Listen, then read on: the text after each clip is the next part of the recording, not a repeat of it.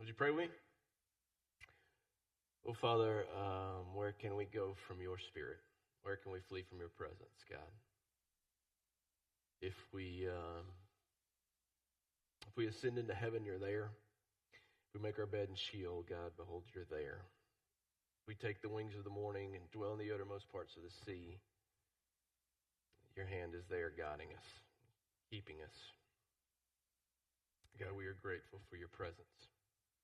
We're grateful for your ever-presence, God, your all-presence, your omnipresence.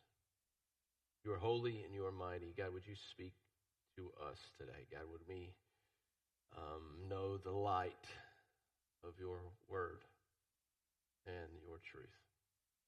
You. In your holy name, Jesus. Amen. All right, so turn your Bibles to Mark chapter 2. Mark chapter 2. And I'm proud of you. I'm proud of all of you. Everyone in the room, I'm proud of you. You're not scared away by a flood.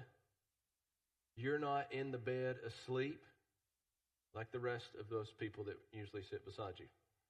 Okay? So I can text them and tell them that. All right? But thank you guys for being here. But Mark chapter 2. So how are we doing? I mean, we're 32 days in, I think. 32 or 34, can't remember. Into the Lent season, the season of drawing near to God, the season of new life, the resurrection of Jesus. And so we have afflicted ourselves in some ways, at least some of us have, I think. Many of us have, actually. How's it going? How's your fast going? Okay? How are your disciplines? How are the practices going for you? Did you have a rough week last week? Some of you went well. Seeing some noddings, but some of you, it was spring break last week and you fell off the wagon. Let's just be real. Right? Some of you may have felt this tension that disciplines bring. Disciplines oftentimes feel great at the start. We start strong.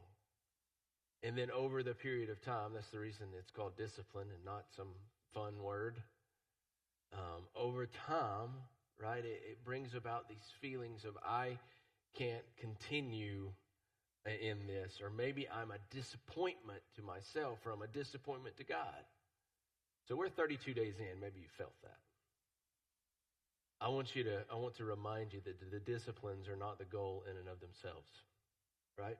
The disciplines are the roads, the interstates to the destination. God is the destination. So as Brandon shared with you James chapter 4, verse 8, that where we began, right, that we are carrying out these practices. We are doing this exercise, these exercises of reading our Bible every day, of spending time in the Word, of memorizing and meditating on the Scriptures, of praying, of fasting, of giving something up.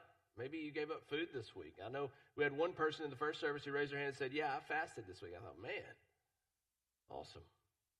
All of these disciplines are the roads or the interstates, the pathways that would lead us to the destination, God. They're for the purpose of drawing near to Him, of making ourselves available to Him.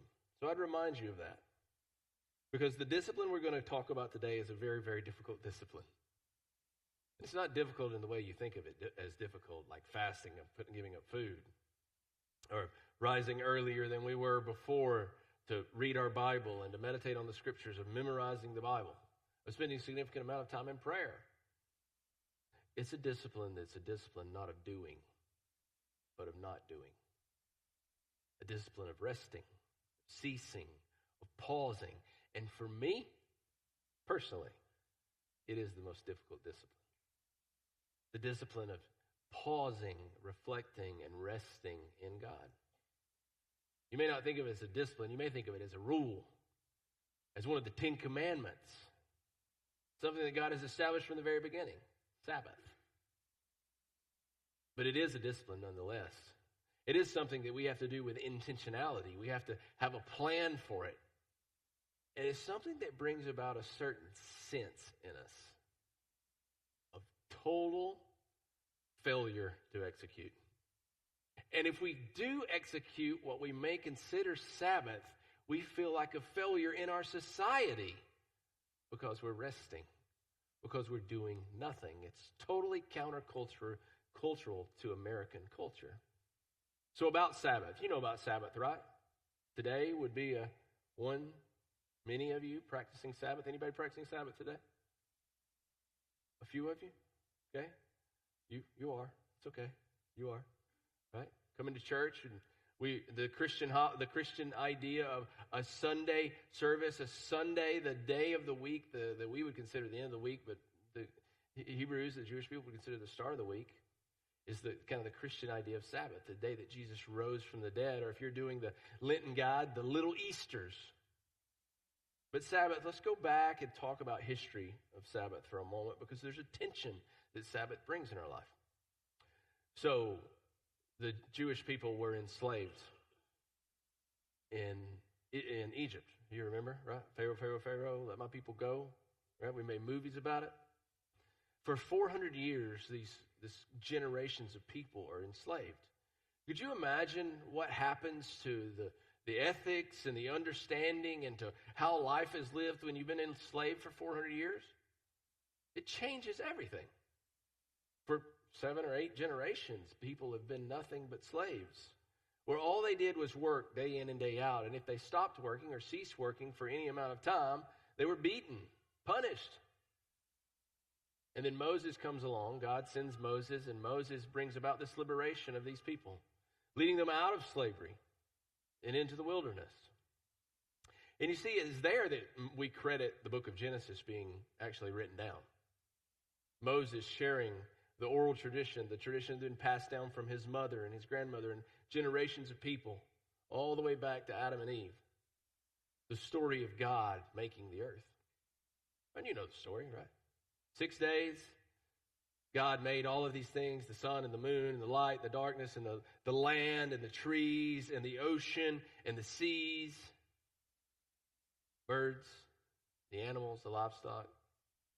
You know, I was talking with one of our elders this week about that. We were trading some emails about Genesis chapter 1 and Genesis chapter 2. And so I want you to think of it like a kid putting together an aquarium. Right? Genesis chapter 1 tells you about the aquarium. Right? The aquarium is being built and it's earth. Right? And we're getting some land over here. And it's one of those aquariums. It's really like a terrarium. Right? It's got some land. And it's got some water. And all of this environment is being created. You can just see the grass coming out, trees growing, and then birds are added, and then fish, and then animals. Then you get to the pinnacle and you realize all of this creation, all that's being made, this terrarium that's being put together by God. He says, and then there's 2 people, man and woman, humanity. And he creates them and he says, what does he say at the end of the 6th day in Genesis chapter 1? It is very good. God's saying it's there. The terrarium is completed. My project is done. And then we see on the 7th day, God models something for us, rest. On the 7th day, God rested. Did God need to rest? Would be a question that we might ask if we were really skeptical thinking about that. Is God tired from putting our terrarium that is earth with moon and sun and stars, the universe together? Is he tired from it? If he was tired from it, would he be God? Then why would he rest? Well, here we see this first principle of Sabbath, this first idea of Sabbath, that it is much more than just taking a nap. Sorry, guys. Right? You thought, man, I'm going to get a nap today. You can still take a nap today. Maybe you do need a nap today. But it's much more than just sleeping. The rest is much more than just being physically resting. It's this picture of God reflecting, celebrating over what he's done. You ever cooked a cake or built something or wrapped a present or cooked a meal and you just had to sit back because it was so good and it was so perfect that you just had to sit back and go, just take a moment before you let someone tear into it. Let's just take a moment and take this creation in. That's what God is doing, but God is also modeling that for these people who had no concept of rest. That when their bodies failed and their minds failed, they were then beaten and forced to go into more labor. It's for generations and generations of people. God is revealing this idea, this beautiful practice of Sabbath to them. We're not that much different. No, I wouldn't say we're enslaved against our will, but maybe we've, by our will, through our own will, our own choice, our own choosing, enslaved ourselves to the world around us, to the culture around us. The story would continue from creation, and then God would model it in Exodus chapter 16, this modeling. Before he ever gave the Ten Commandments and made the rules, this practice of Sabbath with manna, and we'll talk about that more in a minute. When God brings bread from heaven to these people who have no bread, these same people who were slaves and are now living as nomads in a wilderness. Then he'll give the Ten Commandments. He'll make it one of his rules. And then he'll give it again, and that's in Exodus chapter 20. Then he'll give it again in Deuteronomy chapter 5 to the next generation of people who are about to go into the promised land. In Exodus chapter 20, he'll say, remember the Sabbath. In Deuteronomy chapter 5, I believe he'll say observe, as if it's a holiday, like we would observe Thanksgiving Day, or we would observe Veterans Day, or we would observe Memorial Day. But along the way, over many, many years, these people began this practice of Sabbath that once had never known rest, had known taking a break. They start practicing it. But just like us, when we begin trying to practice Sabbath, we feel this need to practice Sabbath. It turns into rules. And you go, well, what is it, and how do I not do it, or how do I do it? Resting is kind of tricky. What are the rules? How far can I walk? How much can we go out to eat on Sunday? Right? All these rules start rising up. And that's what happened in Jesus' day. So we fast forward over this 2,000-year period to the point where Jesus comes along, and all they have is this instinctive rule of Sabbath, which is what we still feel today when we start talking about Sabbath. Like, I just can't measure up with it because I can't keep the rules. And Jesus gives us something very insightful here in Mark chapter 2, verse 23. To look at it. One Sabbath, he was going through the grain fields, and as they made their way, the disciples began to pluck heads of grain. And the Pharisees were saying to him, look, why are they doing what is not lawful on the Sabbath? Now remember, they had made laws and rules to keep them from breaking the rules that God had given. We call it hedge law. So there's a rule that kept you from breaking the actual rule, and these guys are breaking the rule that was made to keep you from breaking the rule. Get it? In verse 25, Jesus gives an illustration. We're not going to go into the illustration, but we'll read it. And he said to them, have you never read what David did when he was in need and was hungry? He and those who were with him, how they entered the house of God at the time of Abiathar and the high priest, and ate the bread of the presence, which is not lawful for any but the priest to eat, and also gave it to those who were with him. So he gives us this illustration of the guy breaking those rules that were created to keep you from breaking the rules of God, where they go and they eat bread. In verse 27, Jesus says this, and he said to them, the Sabbath was made for man, not man for the Sabbath. Profound truth. The Sabbath was made for man, not man for the Sabbath. So the Son of Man is Lord even of the Sabbath. There's some profound truth in verses 27 and verses 28. The first is this: when you and I start to think of Sabbath as a rule that we have to follow, we are wrong. Jesus reveals to it that it is a gift from God given to us to benefit us. And we should view Sabbath, instead of like a rule to follow, more like a rhythm to life. And you think about all your life, it is this rhythm of work and rest, work and rest. You're going to work, then you're going to go to bed tonight, and you're going to rest. You're going to work, and you're going to rest. You're going to work, and you're going to rest. And we think of it more on a daily process or a daily basis. And that's good. But I believe there's another rhythm to life that Jesus has revealed to us, this rhythm of Sabbath, that does require discipline. I want you to think about the rhythm kind of idea. God gave you the Sabbath simply because you are not meant to work, to strive, to provide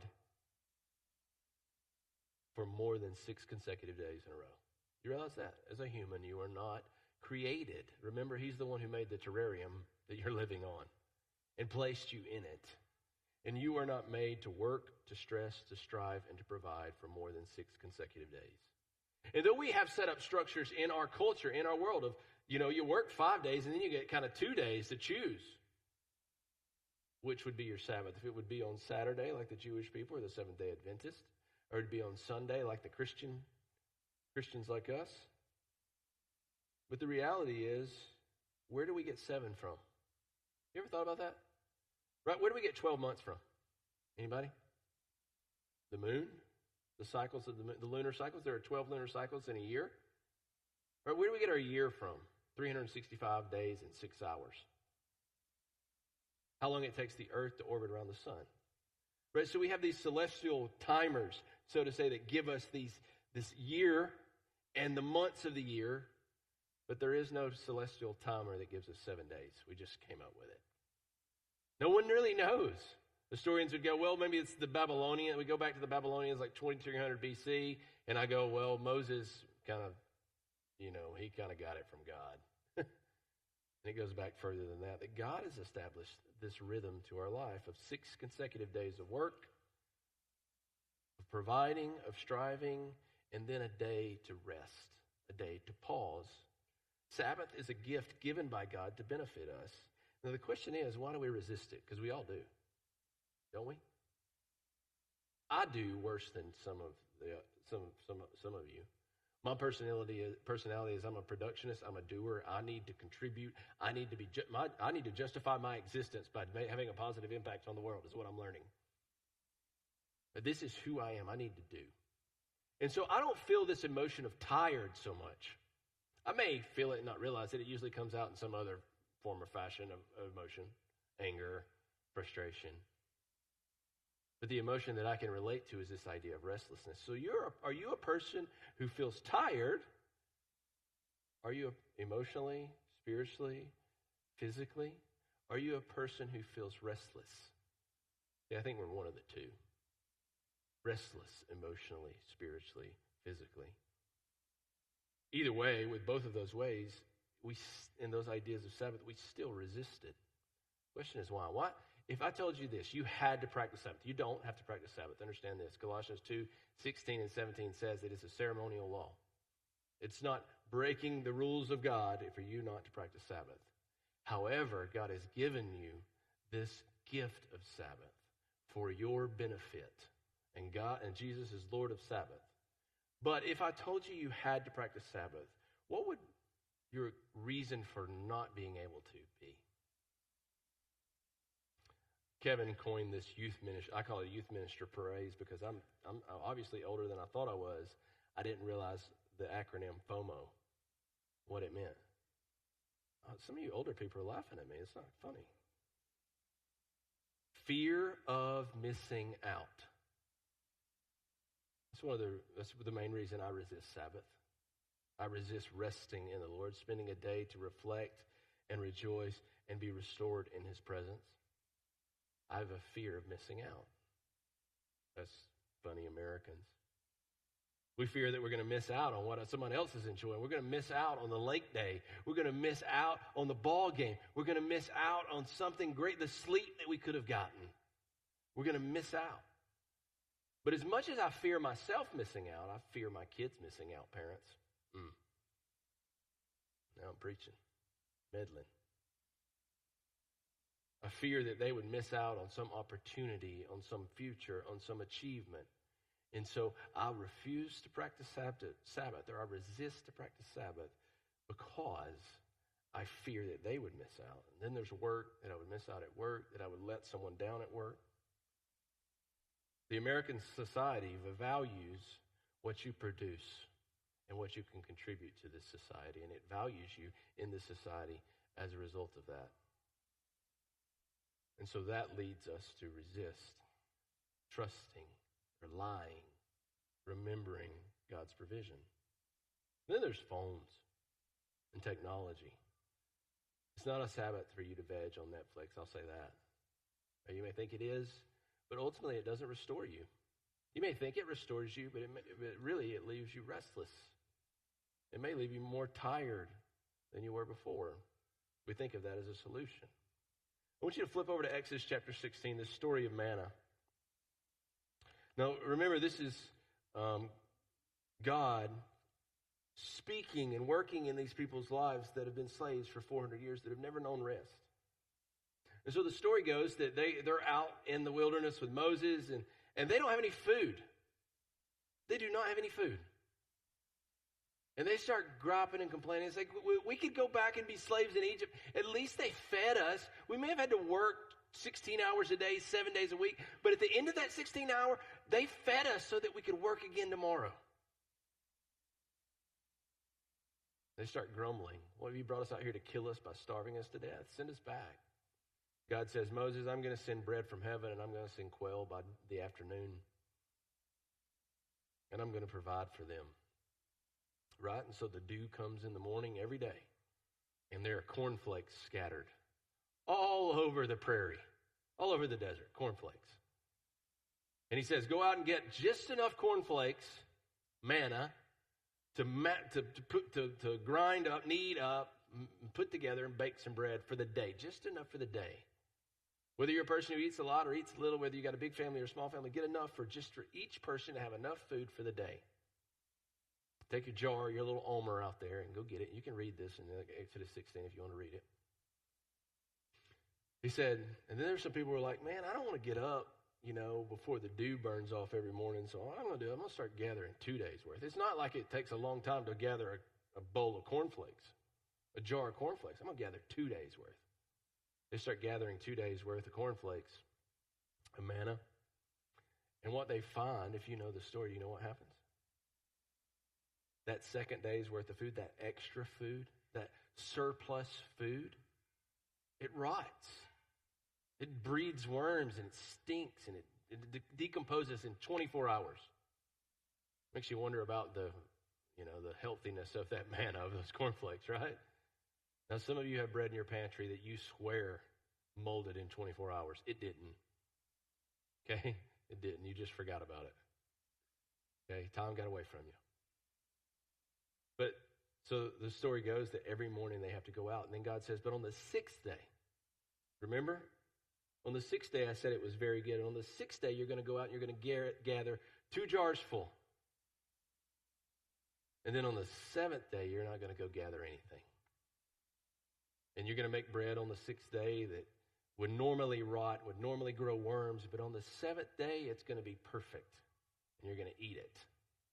You see, God is modeling this for them. What is he modeling? Is he modeling just sit in your... He does tell them to sit in their home, just to wait. Right? You can see that in verse 27. He says on the seventh day, you should just stay at home.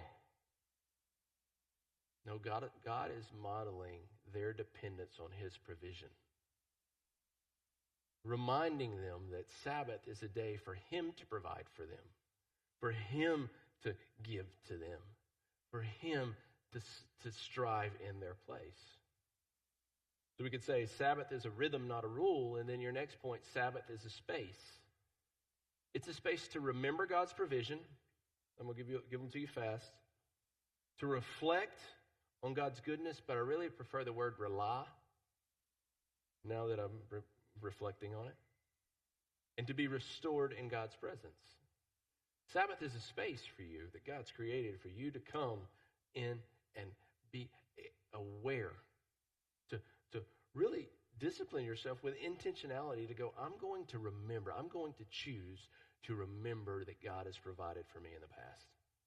That he's provided bread from heaven, as they would know. He's provided whatever it is he's provided for you. You could think of it as thankfulness. We do that once a year, right? Called Thanksgiving. This practice of thanking God, of remembering that he has come through in the past.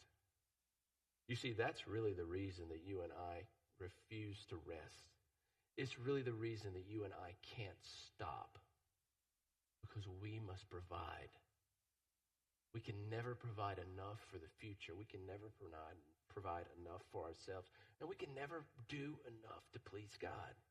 Yet we have this instinct within us that we need to continue to try. Remember God's provisions, this idea of looking back. But secondly, we're going to reflect on God's goodness. You see, both of these two R's are things that we do, is that we remember by looking back and remembering what God has done, but we're going to also reflect or rely on God's goodness today and tomorrow. That it's not just that we remember the good old days of what God did in the past, but we remember those while also by faith waiting for that which would come in the future, that which will come tomorrow, that God would handle that meeting or that email, that he would multiply the hours in the day of Monday, that you don't have to work on Sunday. And then thirdly, you and I are restored in God's presence. You see, this is where God acts on our faith, that God draws near to us as we draw near to him, that he grants us his presence. Recharging, resting, restoring, whatever R you wanted to place in that to describe the act of you being filled by God is impossible without God. You and I may think of Sabbath, or this. We may think, man, I'm going to get some rest. I'm going to spend some time on the lake, or I'm going to go play some golf, or I'm going to have a Netflix binge, or I'm going to sleep all day. Like a day like this really makes us want to sleep, right? But the reality is you are not practicing Sabbath. You are practicing slothfulness or selfishness. Sabbath is about you and I placing ourselves before God and being filled and having our needs met by him, our future met by him. That's what Sabbath is about.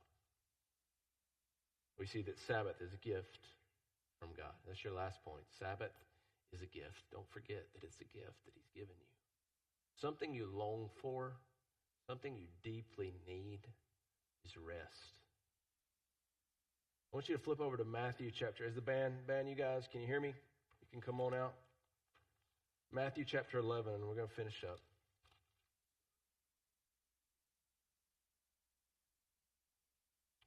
Matthew chapter 11, verse 25, or start in verse 28. Jesus says something very interesting. And it's also said in Hebrews chapter 4, if you want to go read that. The reality is that Jesus is Lord of the Sabbath. But Jesus is our Sabbath. He is our rest. You and I may, this is where I am currently. This week, because I was teaching this, I thought, I got to practice what I preach. Right? And Sunday is not Sabbath for preachers, okay? We only work one day a week, and it's Sunday. Got it? Yeah. So we have to carve out time during the week, and so Friday is usually my Sabbath. But I'm going, I got to practice it, and I get caught up in the rules, right? Does that mean I can't mow grass? Does that mean I can't do this? Oh, I can't do that. What am I doing? I'm still striving. I'm still striving. Ultimately, Sabbath is this resting. Not from our work, or not for our tired bodies, or even our ailing minds. It's for our souls. I want you to see verse 25 through 28, or verse 28 through 30 of chapter 11. Jesus says this, "Come to me, all you who labor and are heavy laden." What does he say? You know it, and I will give you rest. Rest. Not a nap. Not a vacation. Wholeness. Completion. Fullness. A recharge. From the outside. From the one who never ages, who never grows tired, who never feels weak, who's never overwhelmed. Rest from him, from the source. It says, "Take my yoke upon you and learn from me, for I am gentle and lowly in heart, and you will find rest for your souls. For my yoke is easy and my burden is light." I think that's the ultimate practice of Sabbath. Just to acknowledge, I have burdens. I have yokes. I have things I'm striving for. Jesus, though, says he'll take them. Take it right off your shoulders. And he'll give you his yoke, his rest. And it's easy. It's light. It's wholeness. Pray with me. Father, thank you for your goodness in my life. Thank you for your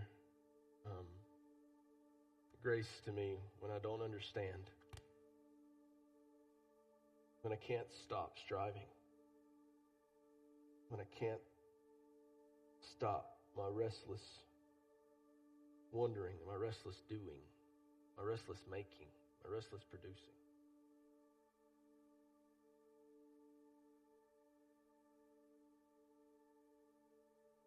God, help us to understand the beauty and majesty of what you've done on the cross. That when you said it was finished, it was finished. Help us to rest in you. May we enter into your rest by the blood of your sacrifice.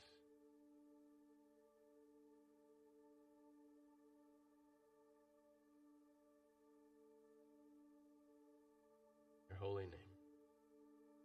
Amen. I ask that you would stand as the band begins to lead us. And this song, I don't know that we necessarily planned it this way, but I think this song is very appropriate as a response, a prayer to the beauty of what Jesus has done for you and the gift of Sabbath. If you're here today and you don't have rest, like you've never known it, you've been trying to be good, you've been coming to church all your life, but you have not given your life to Jesus. Maybe you've missed that. Maybe you're here today and you haven't believed, and today you want to believe. Draw near to him, he'll draw near to you. I'm here. I want to help you with that process. I want to get you where you're confident that he saved you. I want to baptize you in front of all these people, and we're going to rejoice together. If that's you today. I'm going to be over here. You come, and I'll talk to you. I'll help you. You need to come lay a burden down. Lay that yoke, whatever that yoke may be on you that you're striving with, you're wrestling with. Come lay it down. Somebody will come with you. Pray for you. Lift you up. You respond as the Lord leads you.